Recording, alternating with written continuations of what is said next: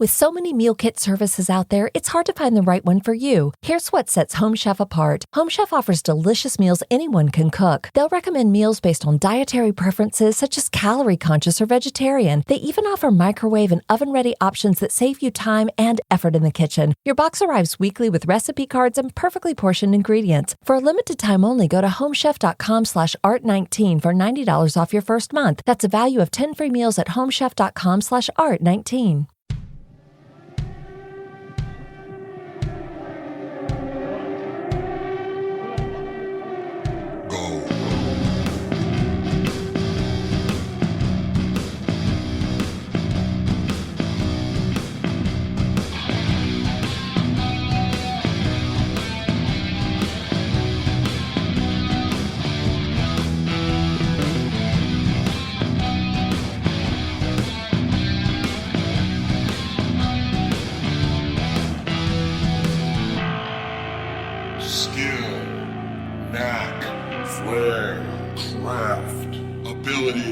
Aptitude, expertise, genius, gift. I'm the fucking talent. Hey, what's happening, Mike Schmidt, 40-Year-Old Boy podcast. Oh, look at me, coming in quiet. I don't even know if you can hear me above the theme music. The fucking theme music is rollicking and rolling, and I'm coming in underneath it. I'm like a click track. You know what I am? I'm a click track for the theme song this week. You can't even hear me. Although it may have faded by now. Look, I'm not keeping track of the time. All I know is I'm in super close to your ears, and you got to lean in to hear me. Oh, you know what we're going to do? Let's do this whole show AMSR style. What do you say? AMSR, or you know what? I say we go ASMR, because I can never remember how that's supposed to be. AMSR, ASMR, I don't know. Let's go SMAR, SMAR. We're going to do a SMAR show. It's about time, right? The two of us together. You there listening, me here talking, getting some SMAR done. Let's go ARMS. Let's go arms. I'm going to spread my big podcasting arms, get you in here and squeeze you to my podcasting bosom. Oh, that's what I want to do. I want to squeeze all of you to my podcasting bosom. Is this it's supposed to be a whisper, isn't it? I don't know much about ASMR, but I don't know if it's supposed to be soothing, I think. So I don't know if me taking big gulps of breath in the middle of this is going to help anybody, but also, isn't it supposed to be whispering? Is there any traction in me whispering a podcast? I don't know if there is. Are you interested in something like that? Hey, what's happening? Mike Schmidt, 40-Year-Old Boy podcast. We're AMSRing the shit out of this goddamn thing. Let's Mars this thing. MARS. I just thought of that. And I perked up. I didn't mean to go out. I went right from a whisper to a perk up because I thought of MARS, and I thought of us all up on the red planet right now, just going out because Mars needs women. And what's that? Pump Up the Volume. Isn't that by Mars? MARS? I believe it is. Let's pump up the volume. You know what? Let's pump up the volume. Instead of ASMR, instead of the whispering, let's pump up the goddamn volume. What do you say? Let's Mars this thing. Let's SAMR it. Let's SAMR. Let's SMAR it. Let's SMAR. Let's SMAR this fucking show. All right. Who's with me? Let's SMAR. Have you caught on yet that I have nothing to talk about? Is that anything that you've got in your brain as I ride into your brain like a caveman on a ram? RAMS. Let's do that. Let's RAMS this goddamn thing. And I'll just climb on a bighorn sheep and we'll rampage through your fucking auditory canal. What about that? We'll both just bang our fucking horns directly in your tympanal membrane. Tympany membrane? Tympany? Tympanal? Tympanal? I don't fucking know. What the fuck do I know about ears? Except for the fact that I live in yours and I'm banging around in here and you can hear me and it's echoing in your goddamn brain and you love it and you'll never get rid of it. The sound of my voice is just rampaging through your fucking head. And even if I'm gone, when you don't listen to the show, it's just echoing in there like tinnitus. I'm in your head like a mouse with a gong. I like that. Actually, I like the visual of that. I like being a mouse with a gong. That's what my podcast is. This podcast is just, it's in your head like a mouse with a gong. Now, when I think of a mouse with a gong, I think of a cartoon mouse. But if you really think about the fact that you had a mouse, because mice are not small, or they're big. They're like fucking. So if you had that in your ear, in your head, I'm thinking of a tiny ass cartoon mouse with a gong. All right, I don't know. Again, have you caught on to the fact that I have nothing to talk about, and I don't want to address the fact that we're late. We're certainly late, but I will tell you this: it's if you want to be a smart ass like me, you can go, hey, guess what? It's Thursday. The show's out on Thursday. Isn't that grand? Don't you love that? Aren't you excited for the fact that the goddamn show has come out on a Thursday? Yes, I think you should. We're rebooting. This is the reboot, everybody. As I reboot every goddamn week from now on, everything gets rebooted. We're like, all right, we're back on track. And then some fucking Saturday comes. Everybody's like, what happened to Mike? Is he dead? And everybody's like, I don't know if he's dead or not. Who knows? And then I have to go to social media and go, I'm not dead. Let me tell you something. That is absolutely the best advertising you have for any show or any broadcast out there. I'm not dead. You want to go ahead and reassure your core audience that after 13 years, you're not dead. That's all that everybody cares about. They're like, as long as Mike is not dead, I think everything's going to be fine. And yeah, you would think, right? Wouldn't you think that? I wish I could take one of those church keys and crack open my goddamn skull and pull up my brain and fucking wash it. And just look over it. Look over it for the bad parts and just pluck them the fuck out. I don't know how to explain it to you. And well, fuck, we all know. We're all living in pandemic life. And for some reason last week, it fucking, it kneecapped me in a way. Well, there's not even some reason. I can tell you reasons. I can tell you exactly what the fuck happened in my brain. But is there any point? I don't know if there is, because then what? You're hearing me just be like boo-hooing? Nobody wants to fucking hear that. You just want to, you know what you want to hear? You want to hear my review of Coming to America, don't you? Is that what you want? Isn't that what you'd rather do? You want to hear my opinion on Harry and Meghan and the Royals interview? Oh God, I was gripped. I'll tell you what, I sat there. Here's how I handled my business. I went ahead. Our friend Ruben, a listener of the show, he sent me a gift a while ago. He sent me a big fucking box of spotted dick. And I know you're thinking, well, what the fuck is that? It's a pudding. It's like a pudding in a box, man. A pud, as they call it in England. And I luckily had some spotted dick on hand. I put on my Bobby costume, because you know that I have a Bobby costume here. Everybody, and don't we all harbor that secret fucking want inside of us to go be a Bobby, to wear that giant fucking black Q-tip hat and guard the dead fucking dukes or whoever the fuck they're guarding? Are they at the tomb of the unknown fuckhead? What do they got in Britain? I don't even fucking know. Bobbies are walking around. They're in front of Buckingham Palace. So I guess they guard the Queen exclusively. But there's got to be ghosts and dead people in there too, right? And then just the plaintive wails of former slaves who were murdered in the hallways because they looked at the wrong count, right? That's the fucking Buckingham Palace. Because that's the shit I don't understand. And look, I'm not like what you like. Okay, I don't give a fuck. Like whatever you like, go ahead and that's fine. But I still can't escape Harry and Meghan and Oprah and the interview and the bullshit and and I know people are fascinated because of the crown and because they all love, because here was the thing, like everybody was kind of looked at the royal family as like, hey, that's interesting to have 18 people sharing 12 teeth. That's fucking bananas, right? And that was for a long time. That's what everybody thought. And everybody's like, oh, look at these people. They're royal. And then they got, they got a giant house and they literally own all because there's America and then there's Europe and then there's, Asia. And then literally you've got, it's the Buckingham Palace and the Vatican. That's the two, they're countries on their own. Because no matter what, they've got all the artwork, they've got all the money, because for years, for centuries, we don't even know about it in America. America's been around for fucking, 250 years? So we don't know a fucking thing. We're all stupid. We're just like, fighting over reality TV and Real Housewives and shit like that. Over in England, they just got fucking, they have paintings older than our country. They have fucking cinder blocks and walls older than our country. They've got chain mail older than this fucking country. So they still look at us as like their little fucking brother, even though we whip their fucking ass and split, right? But that's like the Vatican. The Vatican get this, the Vatican still has the first macaroni Christmas ornament Jesus ever made. They have that. It's under glass. You can check it out. I don't know if they let anybody see it anymore because someone tried to steal it. You know who tried to steal it? Lenny Schultz, famous old comedian, who they say, because here's the thing, he got into the Vatican for a tour because he had some connections of some sort. I think Bobby Van made a phone call for him, and then Lenny Schultz got in there and he saw literally the first Christmas ornament with macaroni on it that Jesus had ever made. And Lenny Schultz, it would have been fine. He would have looked at it and said, oh my God, that's amazing. Unfortunately, there were some bystanders there. They recognized him from Make Me Laugh and they yelled, go crazy Lenny.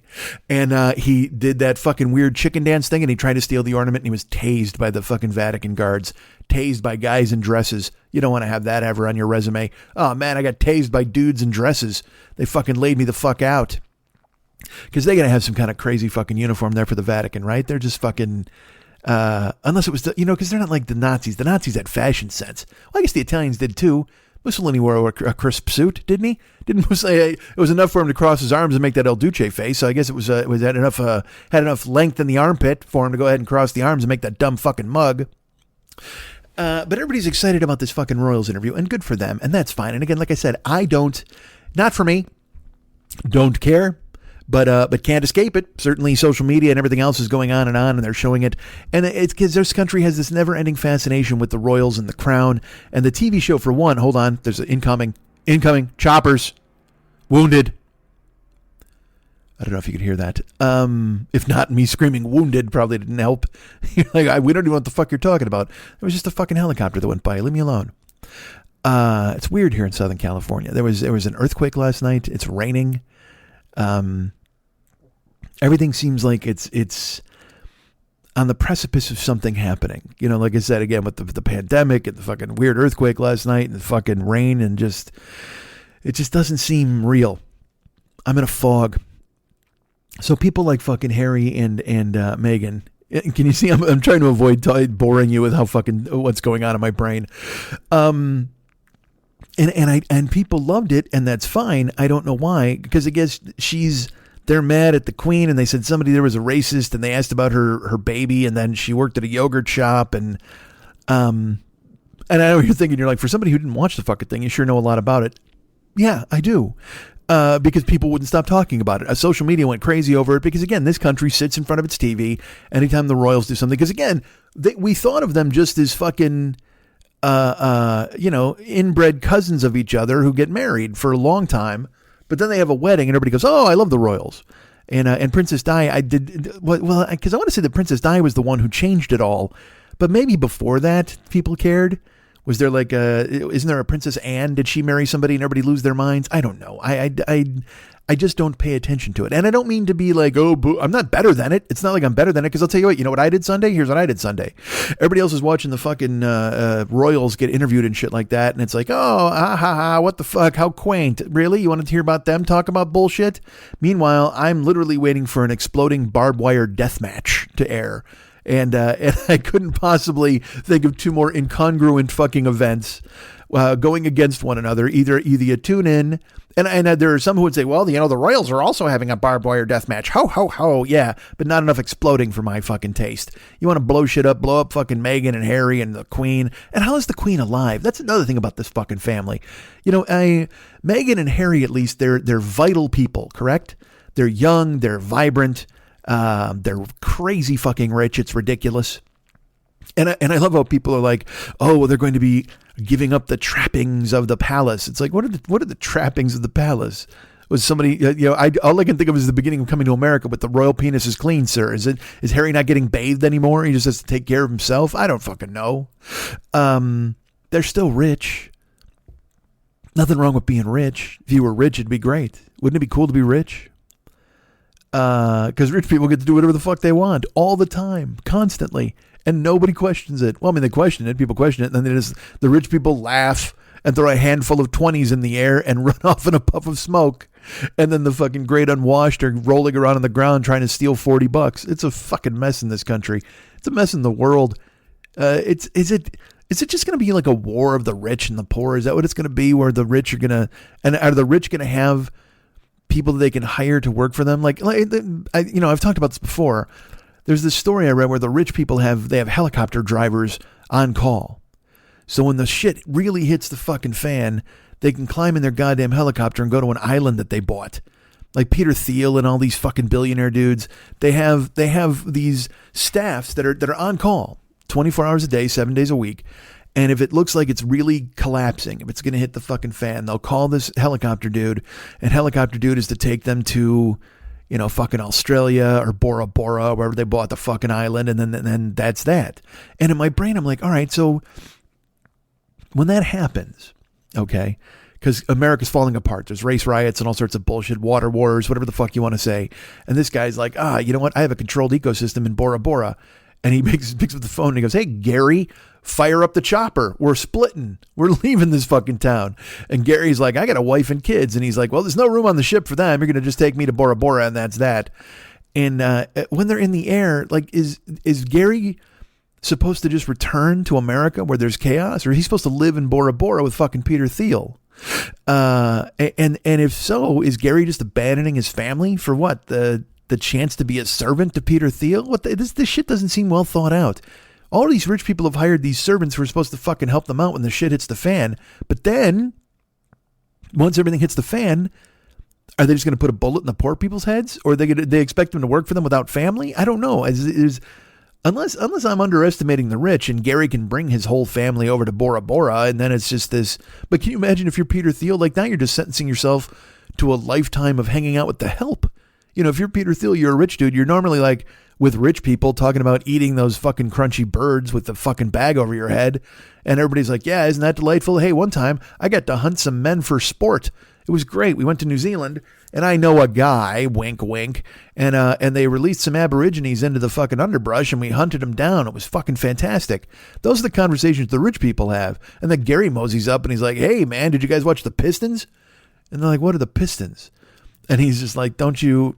It's basketball. I'm a Detroit Pistons fan. And they're like, Gary, we're talking about important things here. You know, it's Elon Musk with his algebra kid and fucking Grimes and Peter Thiel, and they're talking rich people nonsense.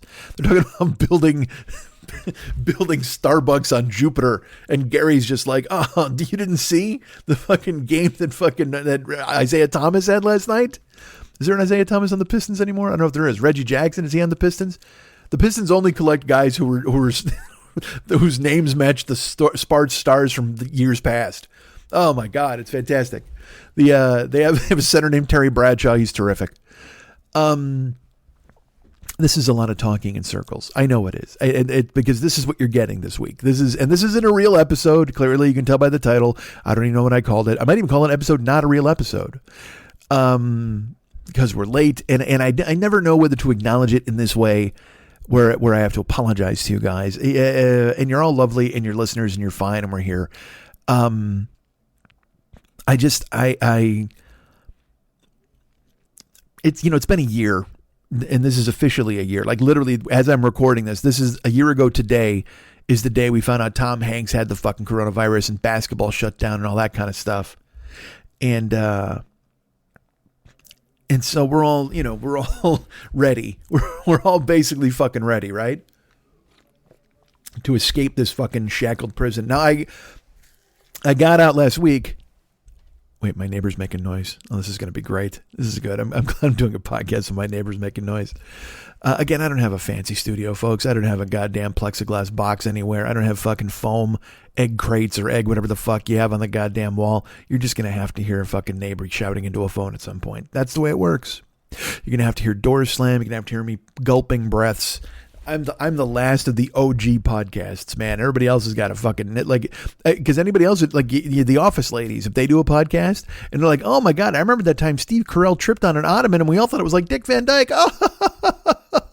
And then they go to breathe after the laugh, but it's cut out with a jaunty tune. And somebody comes in and dances a jig and you hear their tap dancing on the floor. They're like, oh, do you remember one time? Remember when Kevin spilled all the chili? Here's the funny part. They had to do that 41 times. And every time he spilled it, they had to clean it up by throwing away that carpet. So they had to recarpet the office 41 times. Do you know that episode literally took 7.5 months to film? And then doodle-a-doodle-a-doo, so you don't have to hear them fucking breathing. But me, man, I don't have that kind of thing. I can't paper over the mistakes. This is a tenement. This is a podcasting tenement. Everybody else has got a high rise. Everybody else has got silver and fucking chrome. Everybody else is doing their fucking fancy thing where they fucking go ahead and get all the background noise out of it. And I'm like, you know what, man? I think I'm just going to make a podcast of background noise. I think that's the plan at this point. No more talking. I'll just open up the microphones and you'll just get room tone. Whatever the fuck's going on in my house, you'll hear it. You'll hear the fridge do that fucking thing where you all have a fridge, right? You ever have your fridge just knock for no reason? That's fucking bananas. At first it'll be like, it makes a weird fridge noise. And then sometimes your fridge just goes like,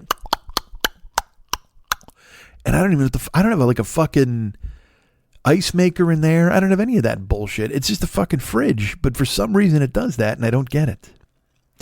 But I did venture out of my house. I went to my buddy's house, my buddy Pat, and I went and saw Coming to America. We watched a double feature is what we did. And Pat was like, come on over, man. We'll have some pizza, some rum, and we'll watch a double feature of movies. And look, he could have said, hey, man, come on over. Help me clean my bathrooms. And I would have said yes, because it's this thing where I'm like, I just want to see people. I want to do stuff. But I also want to have fun. We all want to get out and have some fun. So to get a pizza and fucking and watch movies at his house. And the rum thing, I told him, I go, look, man, you know me, I don't drink. And he's like, well, I just got to have you try it. Because when we play Zoom poker on Sunday nights, he busts out the rum. He's got like 2 different kinds of rum. Wait, hold on. All right, I'm sorry. My neighbor was making another noise.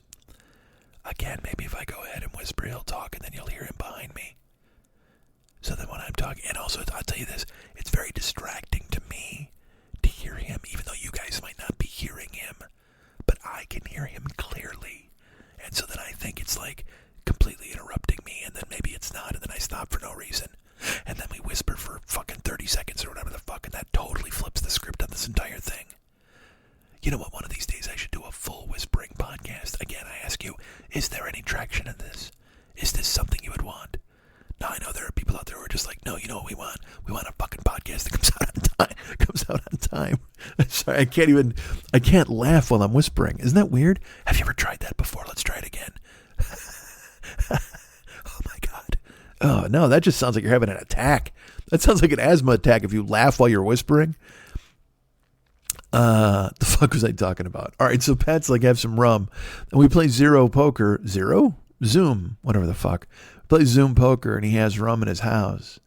And it's, he said he was drinking macadamia rum and some other flavored rum. And I'm like, who the fuck makes macadamia rum? And he's like, Sammy Hagar. I'm like, of course. That's exactly who it is. That's because that's my favorite part about Pat. Pat, he doesn't mind a spirit. He doesn't mind having a cordial of some sort. And he'll knock it down, but it always needs to be made by some rock and roll guy. You know what I mean? Pat's the only guy I know who's drinking Jeff Lynne's gin. You know what I mean? It's like, what? How the fuck did the ELO guy make gin? I didn't even know he was in the fucking business. But if it's out there, Pat will find it. Pat's gonna find some Def Leppard rye whiskey and have a night. And I'm like, good for you, buddy. But then he's like, you got to try this stuff when you come over, because he's desperate to have somebody else try it. It's because he loves it. And I'm like, all right, I'll try it when I get over there. So, I mean, I get in the door. We go upstairs to watch, because he's got an upstairs that's all furnished. So we go up there to watch TV, and he pours me a rum like instantly. And I'm like, dude, what the, right out of the box?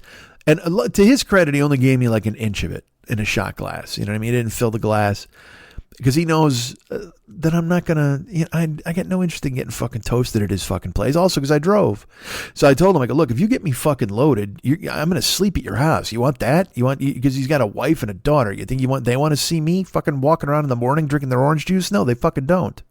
So he poured me an inch of the macadamia rum, and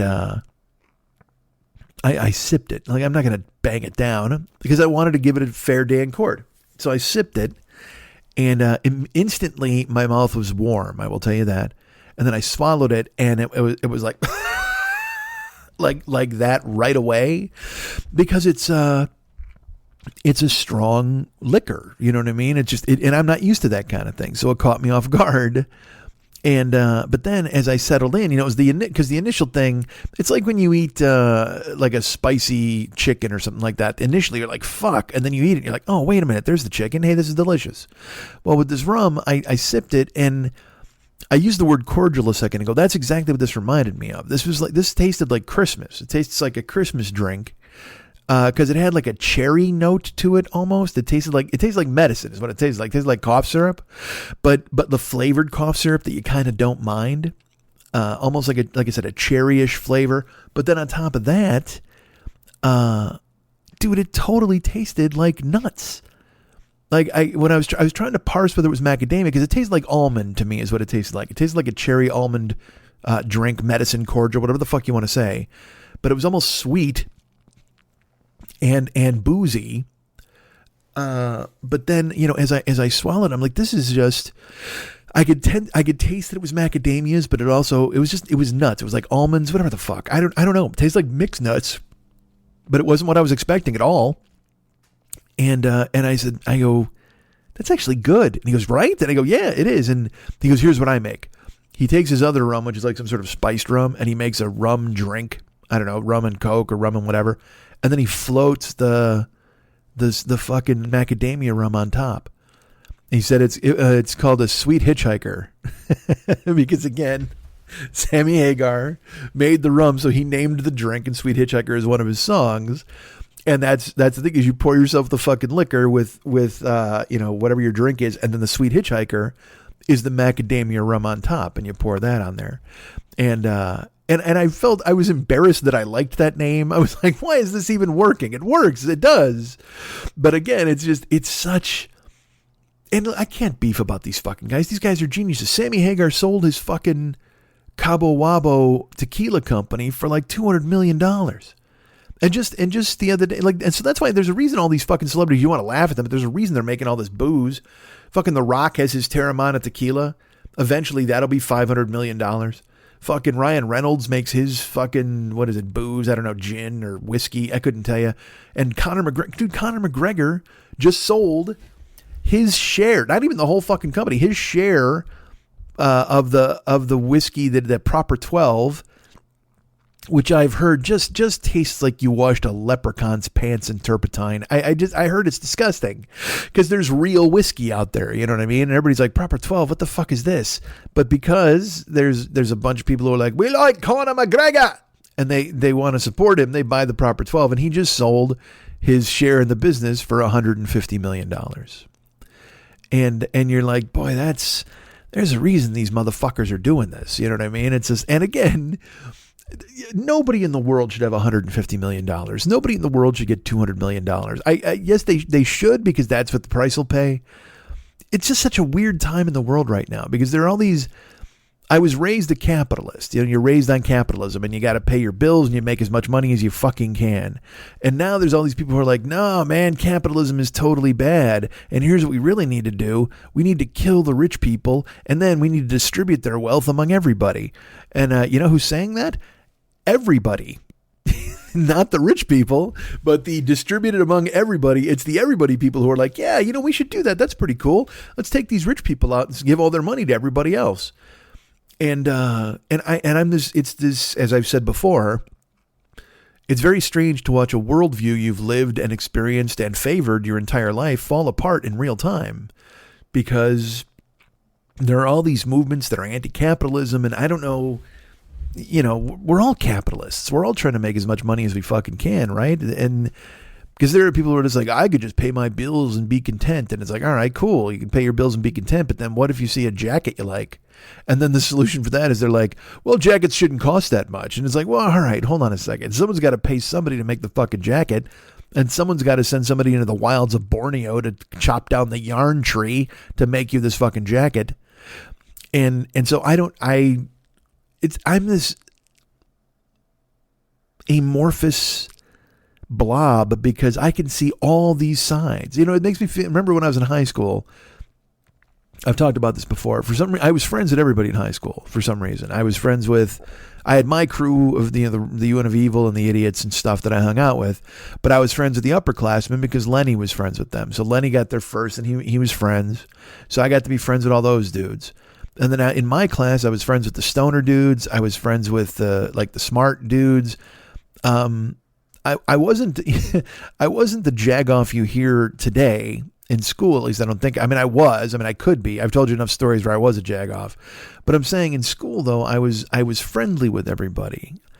And you know what's funny? This is my perception. I mean, you could talk to some not rich people, fucking smart people or whatever when I was a kid, and they'd be like, I hated Mike Schmidt. What a fucking jagoff that guy was. And that could be true, but the way I look at it in my mind was I was friends with kind of everybody in school. I got along with the fucking Roncos of the world, as well as my crew, and then the smart people, and then the nerdy people. And I just kind of, I felt like I floated between all the groups. Now, if it came down to it, if there was some sort of gang war, a turf war, I'd certainly side with the UN of Evil. And why not? They were the coolest 40 years ago. But that's how I feel about real life now. Like, I don't have any interest. And I will. There's no doubt. I criticized earlier. It's this thing where you just can't escape it. Like, I want to say that I'll let people to their own devices. They can like what they like, and I don't want to criticize and stuff. But it's human nature to go ahead and fucking criticize people for things. But when people are like, oh yeah, capitalism is terrible, and you're like, yeah, it kind of is. It's fucking awful. It's led to so many terrible decisions. And then they're like, yeah, and government is awful. You're like, well, all right. I don't know. Yeah, a lot of the people in government now are fucking strokes and they're ruining everything. Yeah, and the police are awful. And you're like, yeah, oh my God, there certainly are some terrible fucking police who are killing people. That's fucking weak. And everybody's like, so we should get rid of all the cops. And you're like, well, all right. Hold on a second. I don't know how that's going to work. Like, how do you get rid of all the cops? I mean, there are still some criminals out there who probably need to be stopped. And we should get rid of capitalism and everybody should get all the money and just divide it up. And it's like, oh, all right. This is antithetical to everything that I was taught as a kid. And so I don't know, because again, I see the points. I see the good points of like, because they're right. There's no reason Jeff Bezos needs $300 billion. So everybody's like, well, so we should take his money away. And I'm like, all right. Why would you do that? And besides, you're not going to get his money. He's just going to call the fucking Gary and fire up the chopper and go to fucking Borneo. He doesn't give a fuck. I don't know. I find myself endlessly confused by the world. I already, you know what I feel like? I feel like I'm 85 years old. I don't know if it's just all changing at rapid fucking speed, but I feel like, I this will sound weird. Without knowing anything about the person at all, without knowing anything about the character really, except for his appearance and how he talks, I feel like Peter Falk in The Princess Bride. Just in an overcoat with a fedora and probably getting up at 4 a.m.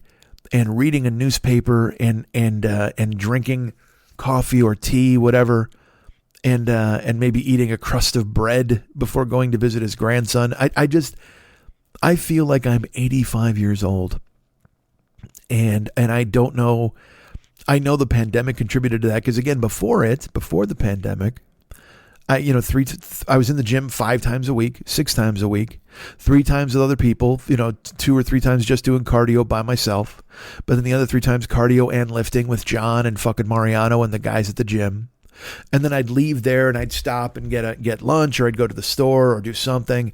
And then sometimes I'd go to the movies, or I'd go, you had reason to be awake. You had reason to be up and do things. And now, it just feels like there's no reason to do anything. And that's so dangerous to have in your life. I've talked about this before where when every day is a day off, you can't take any sort of pride in having a day off for work well done or anything like that. And I know you're going to, well, your podcast's work, you should fucking do that. You're right. Absolutely.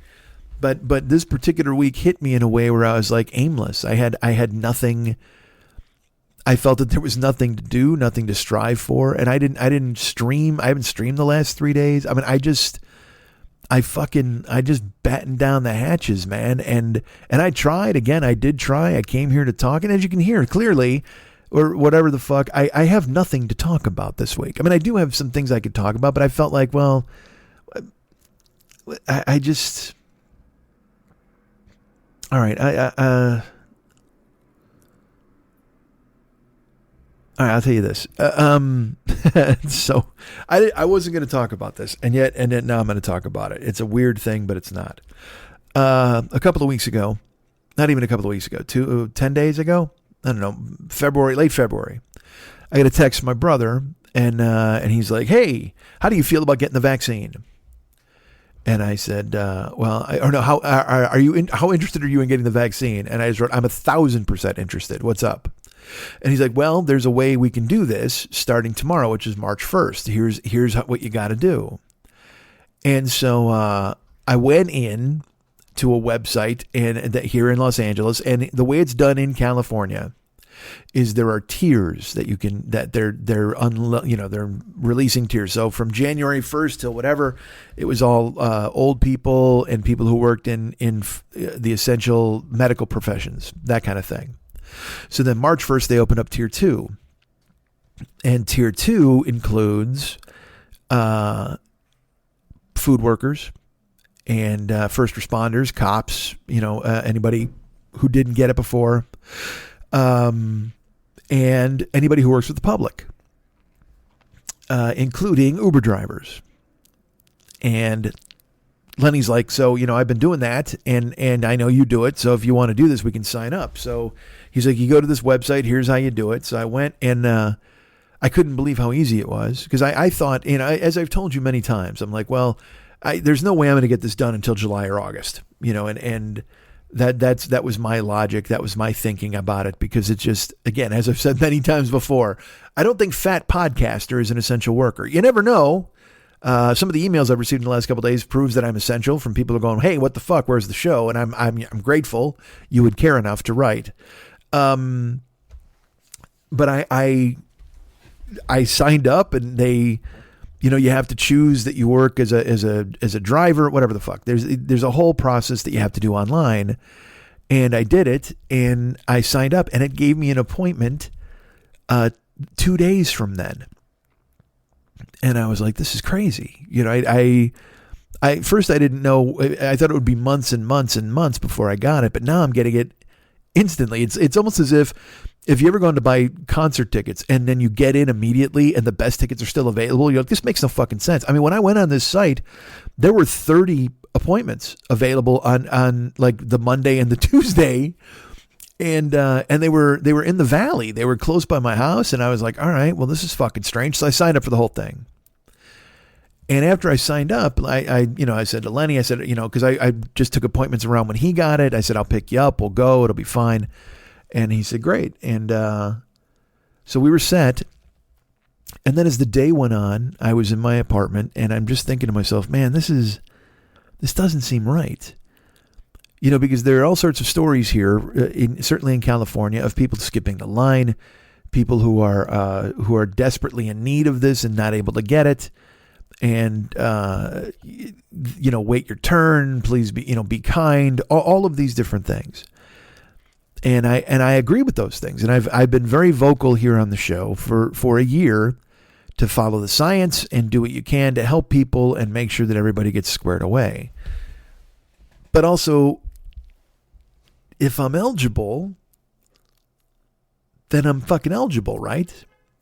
I mean, there's no reason if you're not eligible to be, this isn't fucking 1840 and I don't need to lay my fucking coat down over a puddle for somebody who can to go get the fucking plague injection before me, right? I was torn.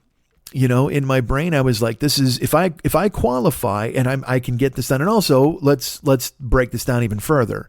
I don't have a doctor. I don't have a primary care physician. And so I don't have any medical diagnoses. I don't know anything about my health right now. The main thing I know about my health is that, in the past year, I've completely done terrible things to myself as a person. Physically, and mentally, I've put myself through the fucking ringer a lot, but physically, I have really done myself a disservice in a year. So so I have comorbidities, and I qualify with the job, all of those things, but yet it doesn't feel like, because I'm not sick. Okay. I've gone a year of only going out when necessary. I've gone to friends' houses occasionally, like I've gone to Pat's and we distanced and watched movies. I went on holidays to my brother's house, but it wasn't like I was going out anywhere and doing anything. I went to the grocery store. I'd get takeout food. I didn't eat anywhere. It's just, I've done everything I can to follow the science to the letter and try to be respectful of anybody who wouldn't be able to take care of themselves. You know what I mean? I never put myself ahead of anyone. All I did was I did what I thought was best for me and the world around me.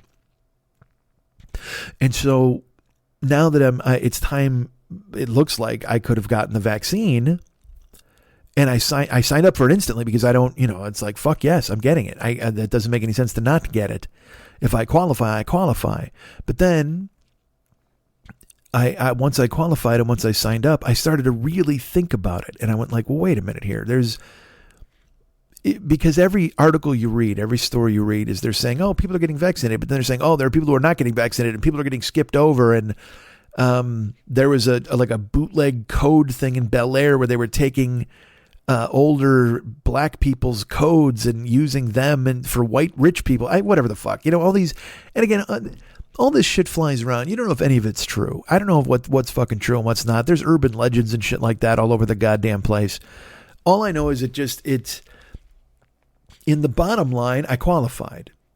But in the abstract, in the ether, and in all of the people talking and amongst themselves and the stories, it felt disingenuous to get it after I've tried to do everything I can to be the best person I can to allow people to get through this as quickly and painlessly as possible. So it felt weird to sign up. And so I did it, but I was in my apartment and then I'm questioning it. And also, there's a real subtext here in this, in Los Angeles, and on social media, and all, I don't know if it's in the world, but there's a very real vaccine policing going on, where people will go to social media and they'll say, hey, I got my first dose today, or hey, I'm excited, I'm getting vaccinated, or oh, I got an appointment for Wednesday. And there are people who will genuinely just go, yeah, cool, oh, that's awesome, good for you. But inevitably, every time you see this, you will see people who swoop in and go, how the fuck did you get it? Wait, why do you qualify? What's going on? This doesn't make any sense. What, are you essential? When did you become essential? And it's done this thing that has happened forever where people are pitted against one another. Because look, we're all over this. It's been a year where everybody's over this. We don't want anything to fucking do with it. We just want to move on. And there are people who are, then you hear stories about people turning down the vaccine, people who say they never will be vaccinated. They don't want it. People who don't want the Johnson & Johnson, but they'll take the Moderna, all these people. It's just as if vaccine boutique shopping is something that should be done. I don't get it. We've all been in such turmoil for a year. You would think that everybody would be lining up to do this and get it done. That's for the people turning it down, but for the people policing, I understand the frustration people have,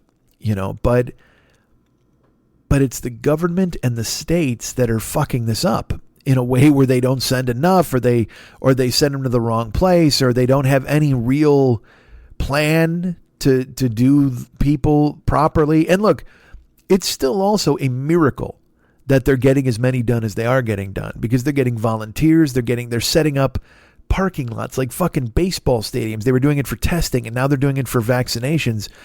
There is a real effort out there to get this done, and it's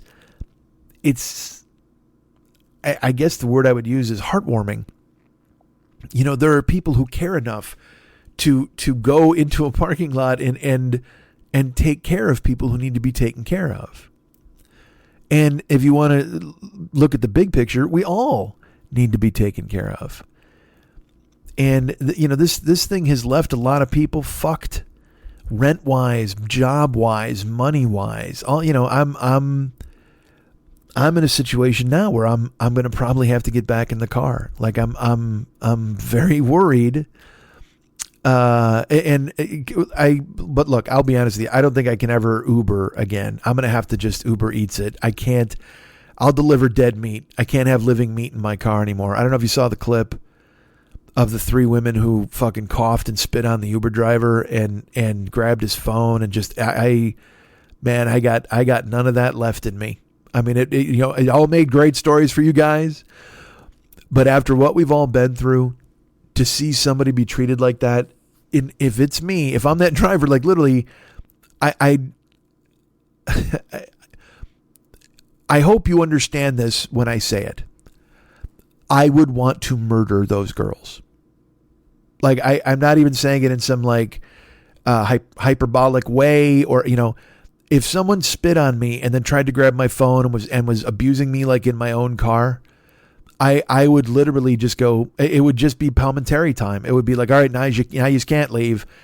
And I've had this situation before. I've been in a situation before where people wouldn't get out of my car, and I floored it and drove for the wall of a mall as fast as I could, screaming, everybody dies. So I don't want to go through that again, ever again. And especially because, again, you've heard all the Uber stories where I've had to throw people out of my car and just go, all right, look, no, get the fuck out of my car. And some people get the fuck out of your car, but I've had to physically drag people out of my car before, drunk people. And I have no,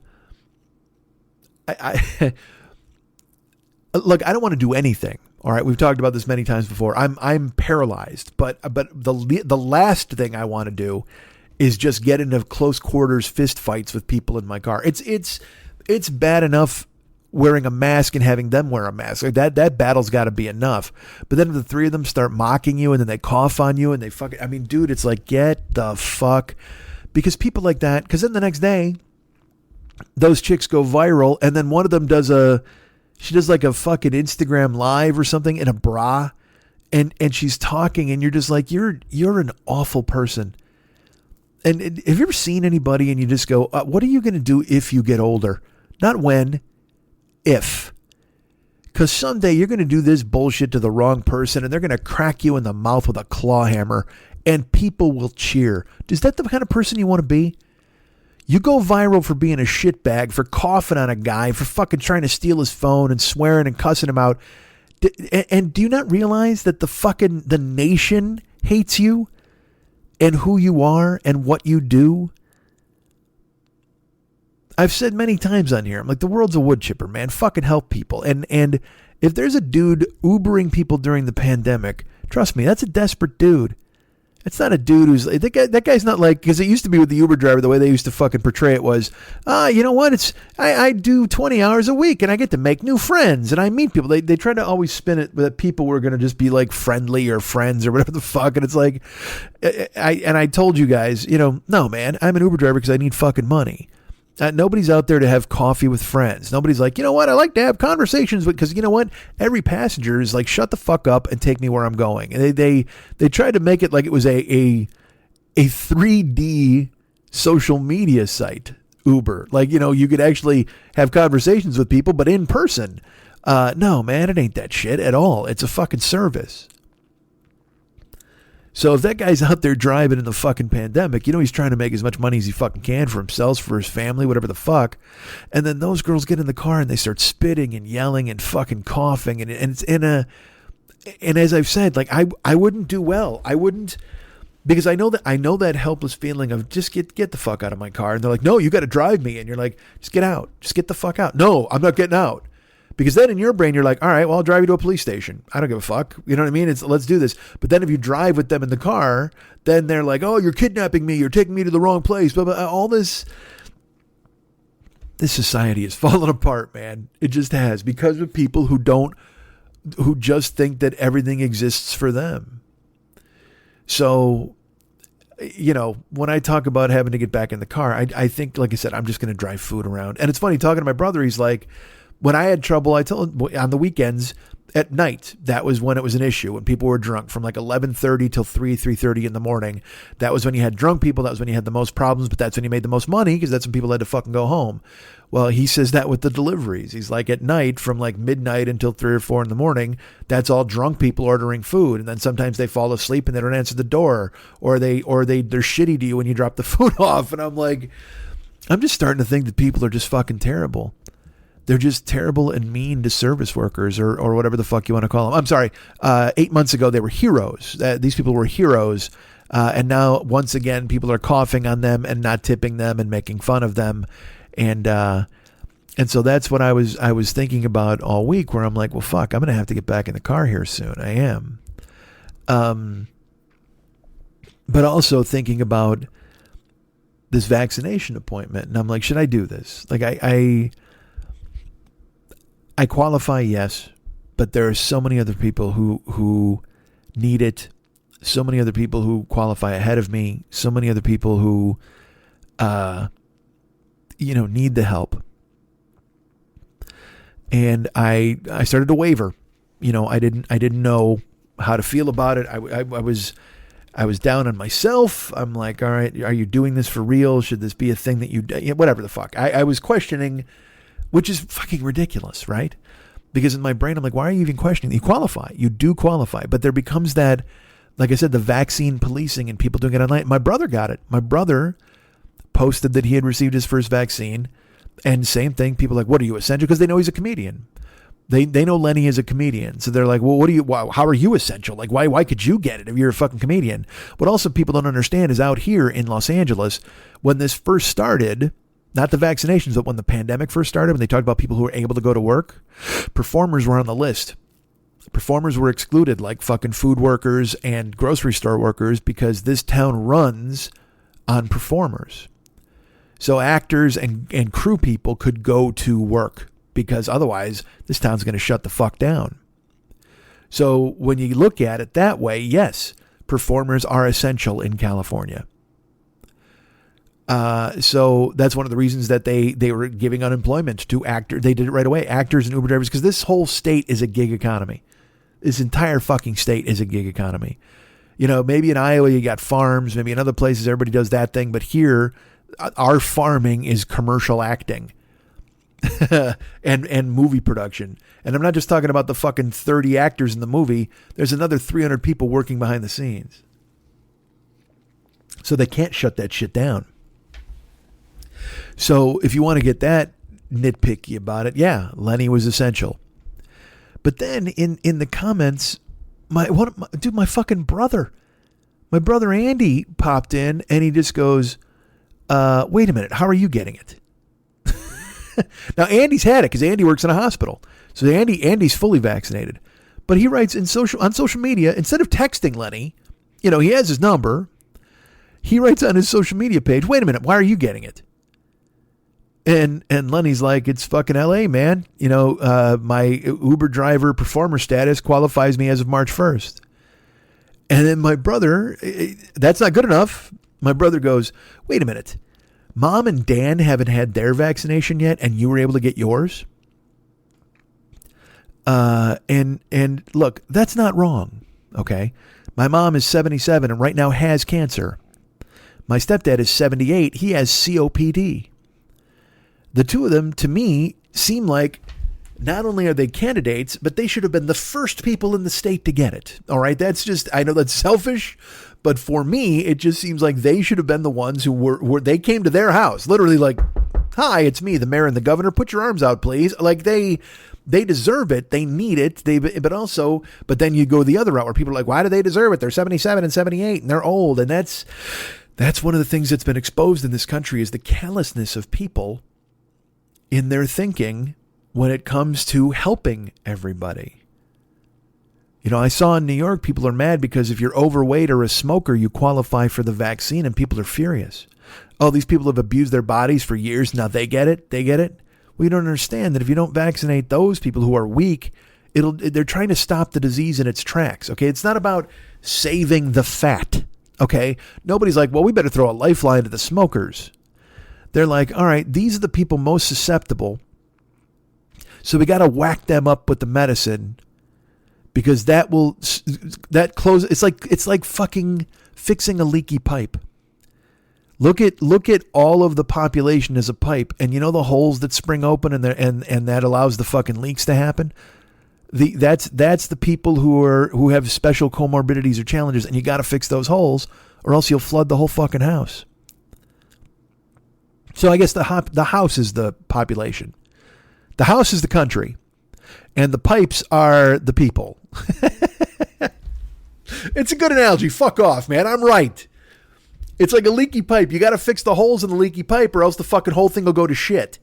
There is strong copper pipe and nobody's like, why aren't you repairing the strong copper pipe first? It's awesome. It looks shiny. Well, yeah, man, but that copper pipe is doing its fucking job. It's fine. It can wait. Right now, these leaky pipes need attention because otherwise it'll fuck the whole house up. And so, but people are mad. People are angry. And I'm sure you've seen that rich people are buying their way into the vaccine. In Florida, there was a gated community that donated money to the governor and they all got fucking vaccinated. Nothing is fair. And it's becoming more and more clear to each of us every single day that nothing is fair. If you have money, you can buy your way into stuff. And you can buy a congressman or a senator. Just the very fact that they were filibustering or whatever the fuck, trying to make them not pass the savings bill. And also they fucked with the minimum wage. And also they cut the unemployment benefit. It's they do everything they can to keep control over the populace by closing the purse strings ever tighter when it's time to help. Meanwhile, there are rich people who get a tax cut and everybody rejoices on certain sides of the aisle and they go crazy. It's so that's why when I say I don't know what to do about capitalism and all this other stuff, because this is the system I grew up in, but also you can see it's become it's rotten from the inside out. And they've pitted people against one another. Case in point, this vaccination police thing, where they're mad at smokers, they're mad at fat people, and it's exposed an idea in this, and I've said this before, where people just decided, oh yeah, well, you know what, it's old people and fat people and black people, and it's okay, it'll burn itself out in those communities. When they come at you with and it's not young people who get it, so it's fine. What do you mean? That's not, so let young people go out. Well, no, you don't understand. Young people would still bring it home to old people or whatever. Oh, you can't tell young people to do that just so they can save these old people. I mean, old people have had a good life or a good run. This last 6 months is really enlightened me and shown me why people could ignore something like the Holocaust. And you're like, oh, you can't compare the two. And I kind of can. Although the Holocaust was man-made. This is this is a cataclysmic event, and people are still willing to bargain away lives as long as it doesn't affect them. It's among the most difficult things I've ever had to watch, to see people say, oh, well, it's okay if black people get it or fat people get it. Now, they don't say it that way. And they always couch their weight. Like if someone said they were heavy or they had a comorbidity, because then people had no compunction about asking you, hey, what's your comorbidity? Hey, why'd you get it? Why are you essential? What happened to you? And someone could say, well, I have an autoimmune disorder. And so they wanted me to get it. And people are like, oh, well, I mean, my aunt is 80 and she doesn't have it yet. That whole thing of like this contrast. And I said, I even saw my brother do it to my other brother. And yes, my parents should have it, but I can't control what Florida does. That's another thing, is every state is fucking different. I mean, you've seen there are some states throwing doses away at the end of the night because they don't use them. And there are people who refuse them. I guess it was here. I think 54% of firefighters in LA said they didn't want it, and you're just like, oh, all right. I don't understand this at all. I mean, you're kind of doing it for everybody else, not just yourself, but that's fine. And these are the things that kind of knock your dick in the dirt and make you go, man, nothing's going to get fixed. If anything, it's just going to get worse. And then you spiral and you're not going anywhere and you got nothing to do but think about that stuff. And then you want to fucking just inure yourself. So then you go in a cocoon and you just wind up reading or fucking staying away from the news or life. And it sends you on a fucking jaunt down I don't give a fuck lane. So I signed up, and then I spent the whole rest of the day going, well, what the fuck am I going to do here? And then I was like, well, even if I get it, I'm not going to say anything. I can't tell anybody because I don't want to have the argument. I don't want to have people go, well, you don't deserve it, or why do you get it, or you're just a podcaster, or whatever the fuck. And so I said, I'm going to keep it to myself. But then I said, well, maybe I shouldn't even get it. If I go through with this doesn't make any sense. And there are people ahead of me and all sorts of horseshit. My head was scrambled. So I have a friend, I think I told you her name's Suzanne. She's a nurse. And I reached out to her because it's important to me to know what she thinks. And I sent her a note and I said, hey, look, I have a chance to get the vaccine. I'm not maneuvering. I'm not cutting in front of anybody. I genuinely qualify. But I don't know what to do because I know there are so many other people who need it. And I don't want to think that I'm cutting in line or taking something that someone else deserves. And I think her answer came back in like 18 seconds. Like she, as she was reading mine, she started typing. Like she didn't even finish reading what my thoughts were before she just typed. And she just wrote, awesome, in all caps. And then she's like, fuck other people. You need to get this as soon as possible. And I wrote her and I go, well, yeah, like I said, I qualify, but I just feel stupid kind of, there's so many people who are upset with other people. I explained my feelings that I've just explained to you. And she goes, listen to me. No. She goes, you don't understand. And this is what people don't understand. She goes, the more people that get vaccinated, the better, period. And she goes, it's fucked that the government, local and state and fucking federal, can't square it up to where people are just getting it 24 hours a day. She said it's fucked that they haven't come up with some special way to make sure that everybody gets it and finding priorities and things like that. And she goes, and plus there are people who are turning it down. She goes, it is a fucking circus. And if you can get it, fucking get it, because who knows what's going to happen in a month. And I was like, all right. That was all I needed. And again, she's my friend, so it's colored through that prism. But at the same time, she's a medical professional. I've asked her about her hospital, and she said, "Oh, we get people in here, and then people don't want it, and people say they're not interested." She goes, "Believe me, it is fucking terrible out there for misinformation, every other thing." She goes, "So if everybody in this country should get it. If you have the chance to get it, get it. Don't climb on the backs of the poor to get it. Don't fucking elbow people who need it out of the way to get it. But if you have an opportunity and you qualify, absolutely get it." And that made me feel better. Because again, Suzanne's on the front line. She sees it all the goddamn time. And, I told you my brother works in a hospital, and he told me how bad it is. He said in the beginning, they would bring people in almost in a body bag, because they didn't want them to be in contact with the people in the fucking ER, because people didn't know what they were dealing with. And as it's gone along, still the isolation of locking people in a room because they don't want anybody else to get it. And my brother works in a full hazmat suit, and he's been vaccinated. It's just, I sit in my apartment and I take in what I take in through news sources. And I'm not in the muck. I'm not in country, so to speak. I've not seen it in that way. So I can't sit here and be like, well, it's bad or it's getting better. I don't have any fucking clue. I don't know. All I know is I was offered the vaccine. I was up for it and I signed up for it. And then I had second thoughts, and then I had third thoughts, and then I had fourth fucking thoughts. And I contacted a friend who's in the middle of all of it. And she said, don't even think fucking twice. Get this goddamn thing. So I stayed signed up, and I picked Lenny up to go get it done. And I will say this, they just small things that the state is messing up. Like they texted me and they said, your appointment is at noon or at 11:15. And here's the address. So I put the address in the phone. And Lenny gives me a different address. I go, no, they texted me with the address.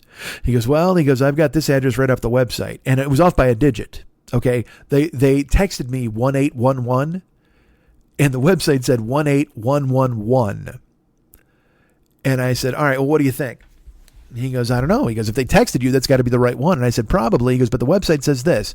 I go, all right, well, let's go to the one on the website. And sure enough, we drove, and the one on the website was correct. But all I could think of, because again, these appointments are meticulously done, like every 10 minutes or every 15 minutes. So anybody who followed the wrong address, they're lost. They're driving around town. They're freaking the fuck out. And there are people who might not know to go check the fucking website. So we're already off to an auspicious start. So he and I are in the car, we drive, and then it's supposed to be on the campus of a university. So I pull in, and I've got the map rolling. I take left turn, right turn, left turn, and there's nothing. There's nothing at all on this campus. We can't find it. We don't know where it is. There's no signage at all. So we pull back out to the main drag, and we look. And again, and I tell you this, we left like an hour ahead of time because I knew. I was like, I don't know if there's going to be a line out the fucking door or what it's going to be like. But we drove up, and then there were we saw a cop, and we pulled over. We asked him where. He said, hey, where's the vaccination site? He goes, oh yeah, no, you got to go up here. You got to turn on Lindley. You got to turn left. And it was completely different from what they fucking gave me with the address. Now, the address for the vaccination site was kind of in the area, right? But but it wasn't specific. And specificity is what you need when you have an appointment, a once in a lifetime fucking appointment that has to be met, or they throw the fucking stuff out or whatever, right? I mean, I'm panicking now. So we're driving and I'm like, all right, so we go where he goes. Then we see an electronic sign and it says vaccination right lane, turn here. So we turn, and then there's a bunch of traffic cones, and then there's a guy in a windbreaker, like a security dude. And we follow that finally. And we get in and there's a bunch of people in like 5 different lines. And what they're doing is they're checking, because we were sent a code with a bunch of verbiage, and then they got to scan that, and that's when you go in. So as we're pulling up, the volunteers that are working the front, they're analyzing papers. Like they're asking people, and people are handing them like packets of paper. And I look at Lenny, I go, did they mail you anything? He goes, no. And I go, well, these people are like giving them reams of documents. And he goes, we have the code. We should be good. I go, yeah. I go, but they're not going to turn us away here. And he goes, oh, fuck. He goes, I don't know.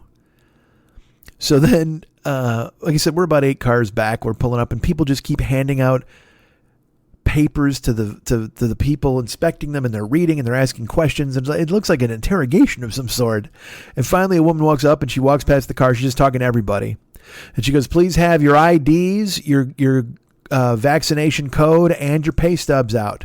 Have your pay stubs, your vaccination code, and your IDs out, please. Have them ready. And in my head I'm like, pay stubs? What the fuck? And Lenny goes, oh man, we don't have any pay stubs. I said, well, did they tell you? Because they didn't send me anything. He goes, no, they sent me a code. That was it. I was signed up. And I said, yeah, I agree. And I was like, well, I don't know what to give them. And he goes, well, I guess we could show them the app. I go, that makes sense, but it's not a pay stub. And he goes, well, we can access the pay section. And then I'm like, well, yeah, except I haven't driven during the pandemic. So I got my last paycheck in March of last year. I don't know if I still qualify. And he's like, no, it should be fine. And I go, look, don't say anything about pay stubs. Say we have the app. Let's just do that. And we'll see if we can get by just showing them the app in the phone. He's like, all right, cool. So we inch closer. And I got to be honest with you, people are handing them fucking piles of documents. Like, I don't even know what the fuck. It's like someone's got a scroll. You know what I mean? Another person's got one of those, like a dossier. I'm like, what is happening? Because I got a phone and a code. That's it. I mean, well, I'll tell you this. I also have a very healthy interest in bullshitting my way past these people. I can tell you that. And I have all the confidence in the world that I can do it. Because it's not cops. You know, it's not official people. I've done this before. You try to get in somewhere. There's a person at the door. Maybe there's a velvet rope, whatever. I have plenty of experience on both sides of the velvet rope of bullshitting and being bullshitted. So I have a pretty good idea of what I need to say. But the most important thing is to not even mention the fact that we get, you know, that our pay stubs are on the phone. It's very important we avoid that. So it's our turn. We pull up, and this woman, you know, again, God love these people, because they are doing yeoman's work by volunteering or whatever I'm sure they get the vaccine out of it, whatever they need to do. But they're looking through paperwork, they're sorting people. And also they're in close contact with people. They're wearing masks outside and jackets and gloves. And I can't for long periods of time standing on their feet. And as I said, I've done this before. I've been event staff. I've been at concerts and things like that. And it's a fucking drag. And they're doing it in the service of helping people, which is amazing. But I still am bound and determined to lie to this person if I have to. And I know you're like, well, that goes against you cutting in line. Well, I'm not cutting in line. I don't have a pay stub. That's the point. I don't want to fucking go, oh, I don't have that, and then get turned away. But then there's also that part of me that's like, in my head, I'm like, well, they're not going to turn me away, because once I'm here, I'm in the line. I mean, they want to vaccinate people. They're not going to turn people away. It's not fucking World War Z or Lord of the Flies. They want to do this. It's like when you were at a game show. When I was at a game show, they want you to win. Everybody thinks they're trying to beat you. No, it's better television for them if you fucking win, because they can promote the fact that you won $1 million or whatever the fuck. To them, it's a drop in the bucket. It's all free publicity if you fucking win. That's why when I lost at a game show, they were just like, why? Why didn't you win? Because they wanted me to win, because I had a fucking personality. Anyway. So in this line, I figured they got to want to vaccinate you. So we pull up, and this woman, again, a young girl, not even a woman. She's probably, 22. Probably a college student on the campus.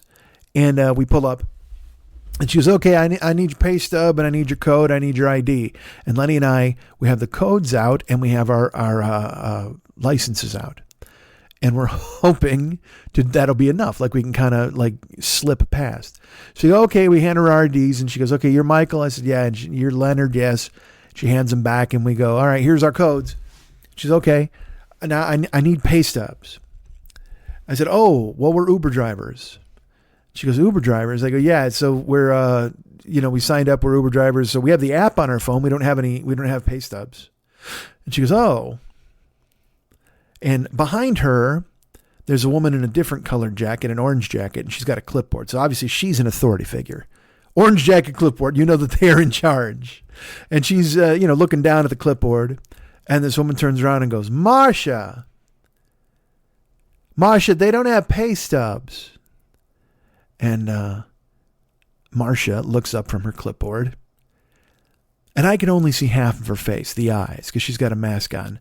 But Marsha has been defeated by the process. Marsha has been defeated by life, it seems. And Marsha is tired of answering questions.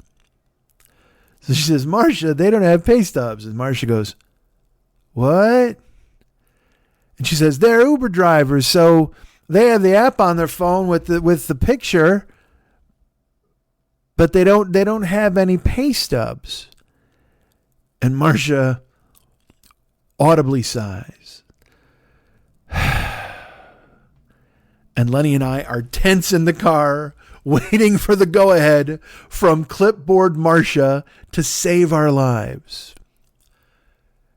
And with the disinterest of a toddler told he had to eat his green beans, Marsha, after her sigh, says, whatever. And then looks back down at the clipboard and continues to write. And if I could, I would have gotten out of the car and hugged Marsha immediately. Because then the woman helping us went, okay, well, I guess you guys are fine. Just go ahead and pull up here and stay in lane 3. And I'm like, you're goddamn right we will.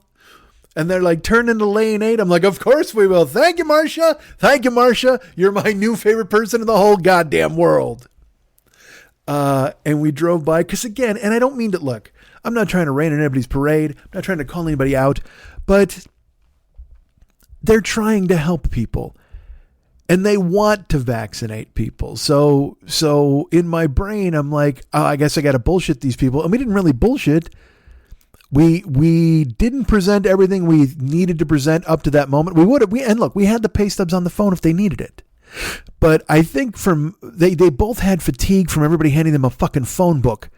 And then she was just like, whatever. We just fucking went in. And when we got in there, it wasn't really busy. I mean, there was a line of cars, but nothing major in our line. And everybody was exceedingly friendly and super nice. And they had masks on. And we pulled up and out of one of those moving pods, you know what I mean? It was like a tent with a pod or whatever. This woman comes walking out and she's in a full hazmat, face shield, the whole deal. And she's like, which arm? And I went right arm. Lenny went right arm, and she did it. And then I got the vaccination. I got the first shot. And they're like, have you ever had anaphylactic shock? They ask you a bunch of questions. They're like, no. At that point, you're going to say no to anything. You just want to get the fucking thing. And they gave me the shot. And Lenny and I got vaccinated, and we pulled forward and waited. And you have to wait 15 minutes. And this is really funny to me. You have to wait. There's all these cars. So they keep going up to the cars. They go, okay, well, you got to turn your engine off. Just turn your engine off. And when they told me to turn my engine off, I was even like, kind of like, why? Like, why the fuck do I have to turn my engine? Like, even amidst a group of people who are doing nothing but trying to help me and save me going forward, I still had that consternation, that small kernel of, why do I have to get told what to do? Why do you get to tell me to turn my car off? Like, I don't even, and then in my brain, again, I thought, look, I didn't verbalize it. I didn't get mad, but that flash, it just that small little spark inside me went, why do I get to turn my fucking car off? And then in my brain, I went, because these fucking people have volunteered their day, if not their week or their month, to selflessly help people get vaccinated against the scourge of our lifetime. And maybe they don't want to fucking inhale your goddamn car fumes the whole time they're standing here. Do you think that makes sense, Mike? Do you think you could just fucking cooperate once in your fucking life without questioning authority like you're John fucking Cougar Mellencamp in 1982? Jesus fuck, man. So I turned off the fucking car finally. And I was just like, oh, that makes sense. I turned it off, and Lenny and I are just sitting there, and they were super nice. You know, they come over and they're like, hey, do you need any water? Are you all right? Are you feeling anything? And I will tell you this, and I got the vaccination within about, it only took like 60 seconds, and my face got flush, like warm. But nothing else. I didn't feel anything else, nothing bad. We sat there, we waited. You have to wait 15 minutes. And after 15 minutes, they're like, okay, how you feeling? We're good. And we took off. And the spot where I got the shot was sore for like a day or two. And my face was flush for about an hour, and then it went away. But other than that, I was fine, man. And I should tell you that when I made the first appointment, they also said, hey, you can make your second appointment for this date. And so I get the second vaccination on the 23rd. And and you'll laugh at me probably. And I'm sure I'll hear from somebody that this doesn't make sense or it's too soon. But I get the second vaccination on the 23rd. And I'm already on a plane to Denver on the 26th. I'm going to Evil Dennis's house, and we're watching the NCAA tournament. My other buddy, another buddy's coming from Chicago, maybe a couple more. We're watching the NCAA tournament. We're going to hang out in Denver. And then I'm there till April 2nd. I'm there for a week. And it looks like we're probably going to go to opening day at Coors Field. He's working on the tickets and with his old company and stuff. And it's just, it's time. It's fucking time. And do I feel weird about it? Yeah, I do. And even for days after, you know, like I said, I bought the plane ticket. I talked to Dennis. I almost bought the plane ticket before I talked to fucking Dennis. But I'm just ready. I think we all are. So I'll get that second vaccination, and then 3 days later I'll be in Denver, and I'll be cooking steaks on a grill with my friend, and watching hoops and going anywhere, going out, going and doing stuff. And this is the thing that terrifies me. I can't lie about this. Like I'm scared about re-entering society. I know that sounds weird, but what I'm scared of is that I, you know, this past year, I go to the grocery store, I'm out for 2 hours, I come home and I feel like I need a nap. This past 4 days, you know, I was supposed to get to show up on Saturday, and then it was Sunday, and then it was Monday. You know, when it's time to work, when it's time to do something, my body just is powering down like a robot, and I'm sleeping all the fucking time. I'll sleep for 4 hours and get up, and then I'll sleep another 5 hours and then sleep for 8 hours.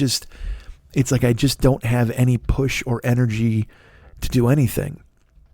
And that week is going to be a real challenge. I'm looking at that week as a way to work toward getting up and doing things and going out and living life and doing whatever I can to go and just fucking live, man. Because I've said this before, you know, it's a year of my life that's been stolen. It's a year of your life that's been stolen. And I don't blame the government. I blame the disease. You know, the fucking virus came and made this happen. I blame the government because they should have shut down for 6 weeks in the beginning, and then we could be like New Zealand and everybody would be fine. Although we're a lot fucking bigger than New Zealand, and that's one of the reasons that we have these people who go, I'm free, whatever the fuck, fine. But I think this entire thing could have been handled better and differently. But it wasn't, and so we are here a year later. And as I record this is literally, it's a year ago that Tom Hanks was sick. I think I said this earlier in the show. Tom Hanks announced that he had it and the NBA shut down, and you know, I think it's astonishing that all of us have given a year of our lives away. And look, I'm sure there are some people who are like, I never did. I went skiing, and good for you. But some of us did. Some of us stayed in and locked ourselves down. And I was predisposed to do that anyway. So now I'm unfortunately caving into my baser instincts where I do nothing. I have no motivation. I'm not inspired. And And that, honestly, this scares me. It scares me, the thought of seeing people. It scares me, the thought of going out. It scares me, as excited as I am to go out and live life again, it scares me to think about living life. I want to remember what it was like. I talked to John this week, and John got his vaccine. My trainer. He's like, hey, man, I got the vaccine. I go, so did I, dude. And he's like, well, I think I found a gym, it's one-on-one by my buddy's house in Burbank. And I'm like, let me know. Because I have to, I used to joke about how I had 25 years left. When I turned 50, I'm like, I got 25 years left. All right, well, now I'm 53. So does that mean I got 22 left? And with the damage I've done to myself in the past year, does that mean that I have, whatever left? Question mark left? Who the fuck knows? I've received news from people that I know who are ill or sick or and are around my age, and it's just, it's devastating. What do you do? And that's another thing that wiped me out for the past few days, where I don't know what to do. All I can do is try to change me and change myself. And I keep thinking I will. I'll get inspired by a movie, or I'll get inspired by art, or I'll get inspired by something. And I go, that's the way to be. And then the next day I'm sleeping and fucking not doing the things I'm supposed to do. And it's just, it's a battle, man. This entire run of shows, the whole podcast is on YouTube. And there's a listener, his name is Sal, good guy. And he and his wife, Jill, have listened to the show forever. Jill got me a Funko that looked like me. They've been exceedingly kind to me. And they, they love the show, and they've been very nice to me, and they've sent gifts at Christmas, and they're just nice people. Well, Sal, he listens to the podcast, on YouTube, and he'll leave comments on the podcasts and stuff, and I'll read them. I don't answer them because in my brain I'm like, well, you can answer in a public forum, you just read it, whatever. And but a week ago, he listened to an episode from year 10. I don't even know which one it was. I didn't go check, but his comment was this. It's now 2021, and for 13 years, Mike has been trying to fix these same issues. You can find one or two of these same podcasts in every year since year 1. I've listened to every episode of this podcast 4 or 5 times, and from year 1 to year 10, there is no better podcast. No one has more hope for Mike than I do, but the only person that can help Mike is Mike. He wrote that comment on YouTube. And I read it, and I laughed, and I shook my head, because it's true. I can't argue with that, and I would never think to argue with that, because it's true. That's kind of the point of doing these shows. I used to think doing these shows would be a clarion call, where it would lead me to make the changes I needed to make. I can say to this person, I can say to Sal, and to you if you're listening, whomever, if it's frustrating for you for having listened for 13 years and hearing me make the same mistakes, imagine living it for 53.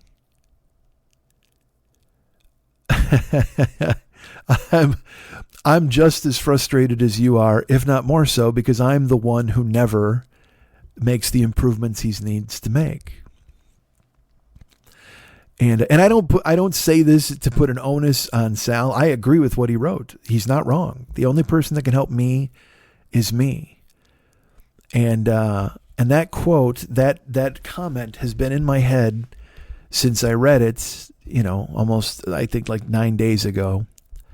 And that's one of the reasons I went into a spiral in the past week, because he's wrong. He's right. He's not wrong. And so then I'm like, well, man, you got to fix these issues. And then I'm like, well, you can't talk about these issues on the podcast anymore, because nobody wants to fucking hear your bullshit because you don't fix it. And this is something that lives inside me all the time anyway. I didn't need Sal to point it out. I truly believe that I can't keep doing shows where I talk about fixing things or changing things, and then I don't fix things and I don't change things. And I've had good starts. Last year in January, I was doing great. I was fucking hitting the gym and killing it. But that's the thing, is nobody wants to hear that glory days bullshit either. And then the pandemic came and I gave up. Well, I didn't have to give up, but I did. I fell to my baser instincts, and now I'm damaged, and it's my fault. I don't like it. I wish it wasn't the case, but it's true. And by the way, please don't think I didn't notice that you said from year 1 to year 10 there's no better podcast, which means the last 3 years have been shit, Sal. I get it, buddy. So that's what's popped into my head too. I'm like, oh man, that means the last 3 years suck. And so then I'm like, well, then why am I even doing it? What am I doing? And should I even do a show? Do people want to hear a show anymore? And then there's the Patreon, and then there's people who watch me on Twitch, and people who are kind enough to reach out. And I go, yes, there is an audience for you still. There are people who care about what you say. There are people, Sal cares about what you say. People care about you, and they want to know what you're saying. And you know, there's a reason in the beginning of the show, like I didn't want to just start with this. I didn't want to lob this fucking grenade into your lives where I don't know what the fuck to do with myself. And I'm sure we're all there, but you know, I don't know what a midlife crisis is, but I assume I'm having it, or I've been having it forever. You know, I'm not mad like I used to be. Things aren't that your youth goes away. And like I said, I'm terrified about what I'm going to do now going forward, because now, you know, truthfully with the pandemic, I had an excuse. Oh man, I can't go to the gym. Oh man, I can't go do stuff. Oh man, we got to stay in the house. Oh yeah. Oh, I'm going to revert to my childhood likes and my foods that I like. I'm going to eat fast food, and I'm going to go ahead and just, you know what? Well, it's the pandemic, so I can go ahead and fucking just, no, bullshit, dude. You didn't have to do any of that, but you did, because I'm weak. And I give myself permission to fail. I always have. And I've talked about this on numerous shows. I recognize that, you know, I to me, I know people they just want comedy. You know, you just want me to be funny. And I understand that. That makes complete sense. It's a comedy show, but it's also a show about my life. And sometimes my life hits a speed bump, and sometimes my life hits a fucking wall. And I'm always the one driving. So then I get mad at myself, and then I'm down on myself, and then I try not to bring that to the show. And I'm not looking for sympathy, and I'm not looking for attaboys. I'm just telling you the truth. You know, I don't know if I like myself. I certainly don't like what I've become in the past year. And seeing a light at the end of the tunnel and seeing an exit is at both times exhilarating and terrifying. Because I'm excited to dive back into life. I'm excited to get started again on living every day of the rest of my life as if it were the last. But also, I'm fucking scared, because now the stuff that I'm supposed to do, I have to do, and will I do it? Because as Sal will tell you, and other people will tell you, I have had an episode or 2 or 3 of these every single year, back to the Sadcast from, I think it was year 1 when I talked about my weight, you know, and it's, you know, clearly these are issues that I wound up getting under control for a while, but they never completely went away. I've given into my baser instincts all the time and allowed myself to go ahead and fail. I've given myself permission to ruin myself.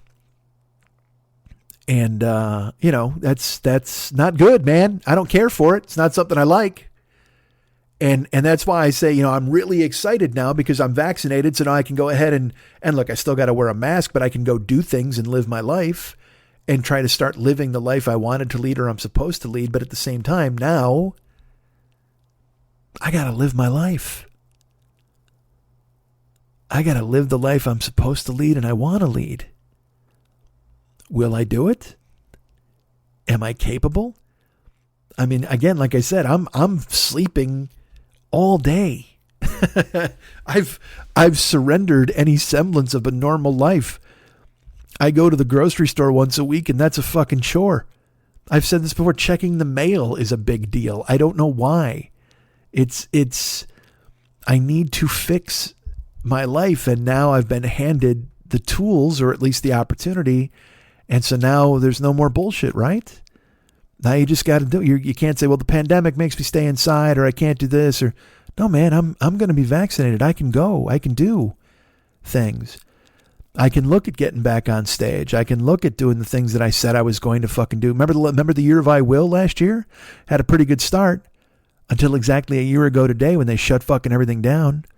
And then, like I said, instead of fucking keeping up with it, I just surrendered to it. I gave into it. I didn't steer into the skid. I took my hands off the steering wheel. Went through the guardrail and down the embankment. Did I say guardrail? And down the fucking embankment. And I've been lying in the wreckage for a year. And now I can clamber out of it, and I can climb out and do what the fuck I need to do. But will I? Should I? Can I? And so, that's contributed to why I haven't sat in front of a microphone, or I'm late sitting in front of a microphone. Because in my brain, I'm like, what I want to share with you is that I'm scared. I'm exhilarated and fucking scared at the same time. But you don't fucking want to hear that. You want to hear me talk about fucking movies and shit. You want to talk about whatever. So that's the thing. I wind up, then I convince myself, well, nobody wants to hear that. And then I'm like, well, what am I going to do? I'm going to go on the microphone and just talk about a movie review and talk about the Royals and talk about the Mumford & Sons banjo player and whatever the fuck. I don't know. But then that's not what the show has ever been. But do those shows send people running for the hills and go, fuck, I don't want to hear this bullshit again? I know it's not everybody. I know there's some people who are very kind and they indulge me. That's very nice. But what I need to do is work on being better at just having a show that's with content and not me talking about, oh no, I couldn't get out of bed today. Nobody wants to hear that bullshit. And yet. So I'm halfway to normal. I have the vaccine coursing through my veins, waiting to get the second one on the 23rd. And I have to admit, as terrifying as it is, as scary as it might be, goddamn, I'm excited. I'm excited to go out and go places and do things and try to seize as much of the days as I possibly can. And that goes back and forth, then I tell myself I shouldn't, or I can't, or I won't, and then I want to. And it's just, that pandemic gave me such a great excuse to not do life. I've told you before, there's this old man who lives inside me who talks me out of doing shit. And he took over for the past fucking year, man. He's been in complete charge. And now I gotta exile this fucking guy, kick him the fuck out. It's funny. You wind up feeling weird things because of the pandemic. Like you'll tear up at certain times, or things will be fucking strange. And Daft Punk broke up.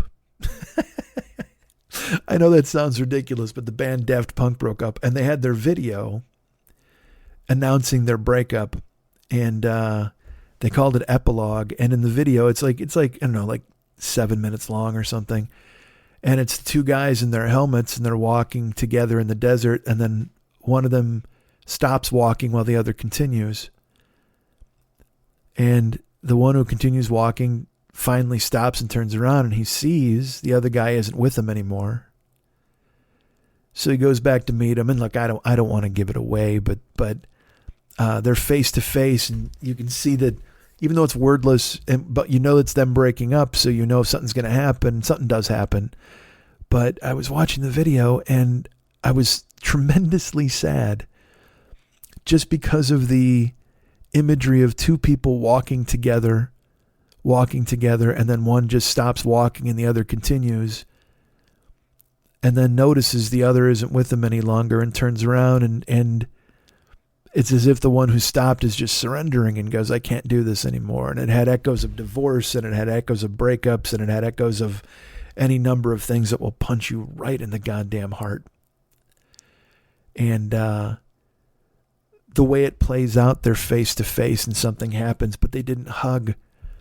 And I know it's the pandemic talking, and I know it's odd and strange, and they're just guys, two DJs. I liked their music, but I wanted them to hug so desperately in the video. And I don't know if that's because of the pandemic. None of us are allowed to touch one another, or all of these different, I don't know what it was inside of it, but it left me so, I was broken when I saw it. I just teared up and then started to cry because I wanted them to hug so bad. Just hug him. It's okay that you're saying goodbye, and it's okay that you're breaking up, but and I know that their whole thing is that they're cold. You know what I mean? There's no warmth to Daft Punk. But I wanted him to hug him so bad, just hug each other. And they didn't. And I felt it in a way that I just did not expect. And that's what this year has brought upon us. Certainly brought upon me. I can't speak for all of you, but I just tear up at the strangest things. This is fucking ridiculous. I heard the Boston song More Than a Feeling, and I teared up at the line, I see my Marianne walking away. And I don't know if this is just me realizing life is slipping away, or I'm getting older and losing time, losing people, and not being in contact with anyone. I don't know, but I see my Marianne walking away. And again, I don't even fucking love Boston. Like, Boston was a band I wanted to fucking leave in my past, but I revisited it recently, and I'm like, all right. And I'm sure that's part of my fish sticks and macaroni and cheese and the music of my childhood. The pandemic has had me revert to the things I enjoyed and loved when I was young. And so it was in Mindhunter. And so I said, well, I'll listen to the album. And I listened to the album, and I heard the line, I see my Marianne walking away. And I fucking teared up, and tears, I just like, what? And I'm like, I can't be this fucking fragile. But maybe we all are in some way. And I don't want to speak for you, because I'm sure someone's going to be, I don't give a fuck. I killed a deer yesterday, whatever the fuck. Yes, you're macho and you're much better than me. I get it. I understand. But I will say this, the Daft Punk video led me to a listener to the show, Francesca. She posted a Daft Punk concert on Facebook. So I went to it. And if you go on YouTube, it's a full concert from like 2007. And it's in Grant Park in Chicago, which just adds to it, man. And I don't know if I guess it's Lollapalooza, or it just might be them. But it's just a full hour and a half of Daft Punk. And the best part of it is watching it. It's in August, so it's got that Chicago summer feel to it where I grew up. The skyline is in the background. It's all lit up. And then they turn it off. They turn the lights off for Daft Punk's light show. And then shots of the crowd, and everybody's dancing and leaning on one another. It's not like, connecting with a band. It's not. It's two dudes in fucking chrome ice helmets with a cold laser show playing beats and people dancing to it. But that's the thing. It's still this unbelievably communal, joyous experience. The camera angles give you the fucking skyline in the background. And so then I've got the nostalgia of Chicago and growing up there and missing the city and missing summer in the city, and then seeing and missing concerts and missing human connection and seeing people dance and people on people's shoulders and jumping and joy. Just rampant joy. And those moments where you lose yourself for 90 minutes in something, and then you're like, oh man, we got to have the keys, or let's get the L, or let's go out and grab a beer on the way home. That's all been missing from our lives for a year. And to know that it's coming back, I'm excited and yet fucking scared as hell, because it also means responsibility comes back. It also means you got to, welcome to the working week, and you got to go ahead and start doing that thing where you said you were going to build your life again. Remember that? Just watching a concert from August of 2007 and remembering, what was I doing in 2007 and what was going on? And remember when I was in Chicago, and then also summer in the city, and oh my Christ, it was so fabulous. And I'm watching it, on a fucking 12-inch laptop in my fucking house. But knowing that eventually now I will be freed from these shackles, and I'll be able to go back out and join the world, and all the scary fucking feelings that brings forward. Because, yeah, man, it's time to rejoin the world and it's time to resume life. But that doesn't just mean hugging people and concerts and ball games. That means work. It means getting back out into the world and doing the things you said you were going to do, the things you've been saying you were going to do. It means paying off the hope of people who fucking trusted you to not be what you are. And that means not doing 2 or 3 shows a fucking year where you tell people, oh man, yeah, no, I'm getting to it soon. I'll fix it. I mean, eventually I'll go ahead and move forward and then never moving forward and betraying the trust of people who've stayed with you for this fucking long, waiting for you to make the fucking leap. It means living again. Or it might mean living for the first time. But either way, I'm one fucking shot away and I can't fucking wait to get started. You guys can get me at Mike at MikeSchmidtComedy.com. You guys can be my friend at Facebook.com/the40yearoldboy. You can follow me at Twitter.com/the40yearoldboy. I'm at Instagram and Snapchat. And yes, even TikTok at Mike40YOB. Check me out there. I want to thank Ryan Dirks for the web stuff that he does. I want to thank Casey Bills for the YouTube stuff that he does. Do I owe them emails? Of course I do. Why not? That's a running bit. Our great friend David Mex Hernandez does all of the work and the artwork. The music and the artwork. He's done that for this show for a long time. He is available at Facebook.com/David Mex Hernandez. You can find him there. He's the best. He's got a closed group on Facebook called This Is Dumb, That's Dumb, You're Dumb, I'm Dumb. You can go ahead and join that if you'd like and laugh at the world. You have to send him a request. Well, first become his friend at Facebook.com/David Mex Hernandez and send him a request and then he'll be your friend, I guess. And then you can become a person who joins the crew and then he gives you some questions and you answer those. It's a process. You know, it's a very important part of the process. Like when the Colonel puts up the movie for all the films or the money for all the movies. Shut up. But David's out there. You can go ahead and check him out. Facebook.com/David Mex Hernandez. He's available there. Got that closed group. This is dumb. You're dumb. That's dumb. I'm dumb. We're dumb. Everybody's dumb. Who the fuck isn't dumb, right? Go ahead and join that group. When you become his friend, you can go to his photos. Check out all the artwork he's done for the Westside 86 Jokers page, the stuff he's done for my page, the stuff he's done for his pages. And also, the man has a podcast. You definitely want to check that out. It is fantastic, ladies and gentlemen. A fantastic podcast called the Flemcat Podcast. You should check it out now. It's available. It's got all sorts of amazing things. It's got a Battle of the Bands this week you should check out. Gorilla Head is involved. I know you've been waiting for Gorilla Head to get involved. Well, guess what, everybody? Gorilla Head is now finally fucking involved. Go check it out. That's available wherever you're going to find your finer podcasts. It's at the Apple Podcast space or the iTunes store, whatever you have. I think it's on Spotify. I think it's on Grindr. I think you can find his podcast on Grindr. Go ahead and check it out there. Fantastic work from David on the Flemcat Podcast. You want to find it right now, go ahead and download it. Subscribe to all of the episodes. Listen to him immediately and tell him he's great. He deserves it. I would do that if I was you. But I'm too busy being me, man. Hold on. Go check it out. The Flemcat Podcast, available wherever you get the finest podcasts in the business. Now, you know what I'm going to do here? Because this isn't a real episode and it's taken so long, I don't want to bury you in plugs. I guess I do. But I also got to run an ad. So I'll tell you what, let's do this. We're going to stop right now. Oh, no, wait. I can do that. I can still do the official David close. You can hire David to do artwork. Did you know that? Yeah, you can hire him to do paintings for you and your family and friends. Now, not only will he do Facebook caricatures, but the man can do oil paintings, watercolor, whatever the fuck you need him to do, he can do it. As long as you got the green, he's got the brushes.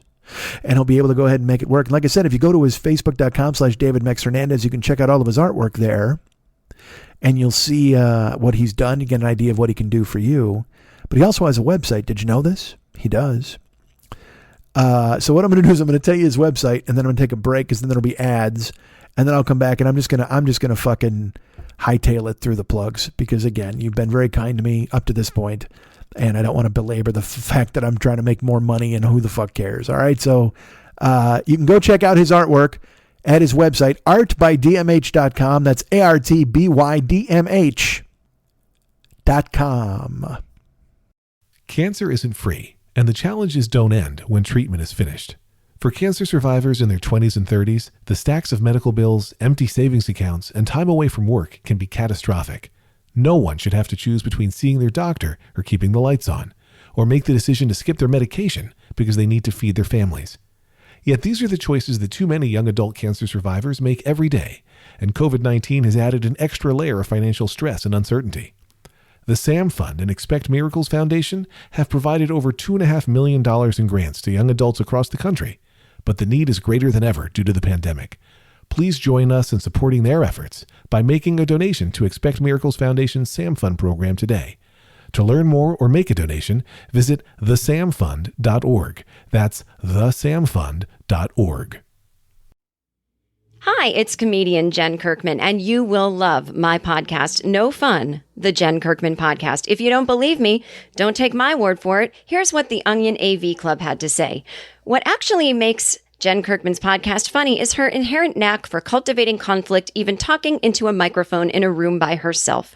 Kirkman is eternally embattled, but she tempers her cynicism with sweetness, and more often than not, she's right. No Fun, everywhere you get podcasts. All right, those ads are done and everybody's happy. Did you know I'm part of the Misfit Toys Co-op? I am. It's me, the guys at Never Not Funny. That's our boys, Jimmy, Matt, Elliot, Garen. That's the gang over there at Never Not Funny. Doug Benson at Doug Loves Movies. Todd Glass at The Todd Glass Show. Jen Kirkman at No Fun with Jen Kirkman. And, of course, Jonah Ray at Let Me Watch Your Movie with You. That's the members of the Misfit Toys Co-op. You should go ahead and check out all those shows. Download them, please. Write them notes. Tell them how much you love them. That would be fantastic and great.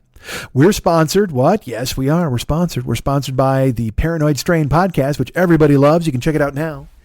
It's available in the iTunes store. Now, I'll tell you, he's got new content on the way. It's coming soon. But if you go to the iTunes store now, you can download the partial episodes about reality and things like. It's just, well, let me take a. I need to see exactly what's available right now. I don't want to just start yammering. Let's see what's available. Oh, archive episode 17, part 6 is there. 6 and 7 are neck and neck. Right now we've got the archive being broadcast, but eventually the new episodes are up, and I'm excited to hear those. So what you want to do, though, is go to the Paranoid Strain in the Apple podcast space, the iTunes store, subscribe. And then when the new ones start hitting, you'll get those and you'll listen to those. You'll fucking love them because they're fantastic stuff done by our boy, Fearful Jesuit. Have I mentioned his name yet? Fearful Jesuit? His name is Fearful Jesuit. His name is Robert Paulson, but I call him Fearful Jesuit. Check out the show, The Paranoid Strain, and send him a note you want. Here's his email, theparanoidstrain@gmail.com, theparanoidstrain@gmail.com. Send him that note. Tell him you love the show. Tell him you love him. And you love Day and a Unicorn. All of those things are worth being loved, so why not go ahead and tell them that? And leave a review in the iTunes store, if you will. It gets people all juiced up and ready to go ahead and download a conspiracy podcast. They want to do that, and they want your review to be the one that tips them over. It's like a barrel of monkeys. You want your monkey to be the one that spills monkeys all over the ground, so why not? Isn't that what that was, right? I think that was the barrel of monkeys, when you're filling a barrel with monkeys, then it tips over. Or am I thinking of another game? I don't know. Maybe I'm thinking of Gnip-Gnop. I'm not. I just wanted to say Gnip-Gnop. All right. Paranoid Strain is our sponsor. They're great. Check them out. Hey, I'm on Cameo. You can hire me on Cameo if you want. I'm not going to go into it. Our good friend Sabrina just hired me for a cameo, and I was happy to do it. Thank you, Sabrina, for thinking of me. That was very cool of you, and you're the best. Thank you so much. I have a Patreon, patreon.com/Mike40YOB, patreon.com/Mike40YOB. Yes, it's still there. Yes, I'm still asking for money. Yes, even though I was late this week. Yes, I know. You're all very kind to me. Anybody who gives money at the Patreon makes me very happy, and thank you so much for thinking of me. You're the best. Patreon.com/Mike40YOB. I appreciate it very much. If you want to become a patron, go over there and do that. And then I have channels, youtube.com/the40year-old boy. You can go, like I said, listen to all of the older podcasts. Those are available there. Leave comments. I do read them. I should probably engage with them, I suppose. I always mention that I'm going to, and then I don't, because then I'm like, well, why would I comment on my own show? That seems weird, but then I should, because these are addressed to me. Whatever. Who knows? You know, my brain doesn't work correctly. It is full of broken glass and shrapnel. So eventually I will fix that. And then look at what I'll be doing. A functioning entertainer who publicizes all of his things and goes ahead and gives himself a career. Wouldn't that be fun at 53? It would. So youtube.com/the40year-old-boy is there, and twitch.tv/the40year-old-boy is available as well. Twitch.tv/the40year-old-boy. I'm streaming all the time. I didn't this week. We took it in the ass this week. I got to be honest. I'll be streaming there later today, but later because I have to take my brother to the airport. You don't care. This is one day. I'm telling you this. The point is, twitch.tv/the40year-old-boy. Everybody's been very kind. Come and check out the puzzles and all right. Look, I'll just tell you this. This is totally true. Another thing that knocked me for a fucking loop this week and made me I don't know why I'm this fucking sensitive, but I am. We had these fucking idiots who showed up at the Twitch channel, and I said, I'll be nice. I'll let them play. They're new. Cause usually you get people there and they use racist language or whatever the fuck. And I just said to them on the screen, I said, look, I'll let you guys play. But just don't be jagoffs and don't be racist. That's it. That's the only rules here. They're like, no problem, dude. And then of course, immediately they were jagoffs. And then I had to fucking stop the game. And then one of them typed just a shitty, mean thing in the stream, and I read it. And for some reason, it spun me the fuck out. It's a faceless nobody on the internet, but at the same time, it was just like, oh man, what the fuck? And then I was like, it was this thing where I went, why am I even doing this?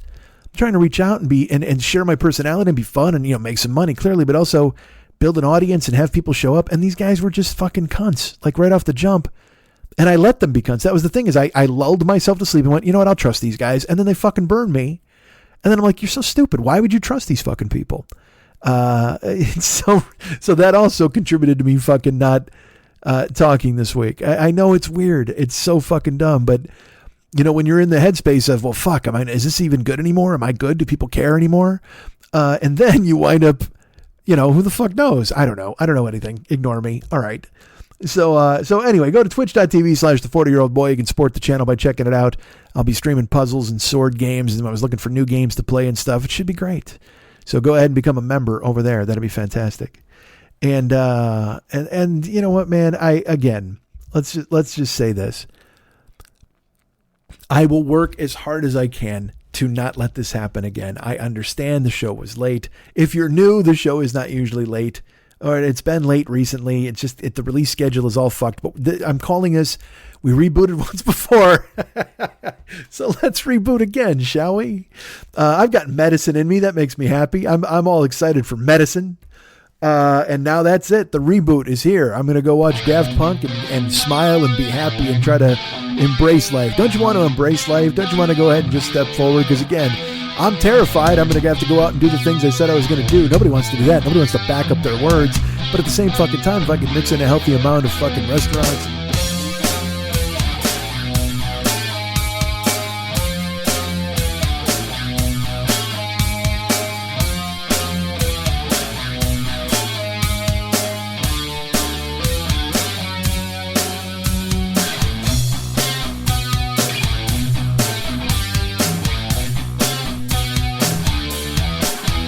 If there's anything I like more than me, it's people who like me. I love me, but if you love me, I love you. Cause you know why we both love me. How great am I? Let's talk about that for a while. And by while, I mean forever.